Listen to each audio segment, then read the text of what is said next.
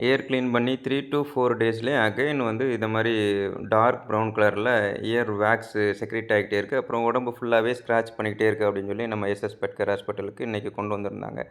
So இது year மைட்ஸா இருக்கும் அப்படின்னு அவங்ககிட்ட சொல்லியிருந்தோம். இயர் மைட்ஸ்னா என்ன அப்படின்னு கேட்டிருந்தாங்க. ஸோ அவங்களுக்கு லைவ் டெமோவாவே இயர் வேக்ஸ் எடுத்து அத ப்ராசஸ் பண்ணி மைக்ரோஸ்கோப்ல வச்சு காமிக்கிறதுக்காக ரெடி பண்ணோம். மைக்ரோஸ்கோப்ல வச்சு காமிக்கும்போது, அந்த பெட் பேரண்ட் ரொம்ப ஷாக் ஆயிட்டாங்க. லைவாவே இயர் மைட்ஸு நாங்க மைக்ரோஸ்கோப்ல வச்சு காமிச்சோம்.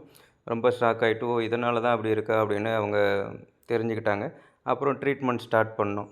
ஒருவேளை அவங்க இத இயர் வேக்ஸ் தான் அப்படின்னு சொல்லிட்டு அவங்களே வீட்ல கிளீன் பண்ணிட்டே இருந்தாங்க. இந்த இன்ஃபெக்ஷன சரியா கண்டுக்கிடல அப்படின்னா, இந்த கேஸ் எவ்வளோ வொர்ஸ்ட்டனா மாறும் அப்படின்னா, இப்போ நீங்க இந்த பார்க்குற இந்த ஃபோட்டோல உள்ள கேஸ் மாதிரி ரொம்ப வொர்ஸ்ட்டா மாறுறதுக்கு வாய்ப்பு இருக்கு. ஸோ, இயர் வேக்ஸ நீங்க சாதாரணமா எடுத்துக்கிட வேண்டாம்.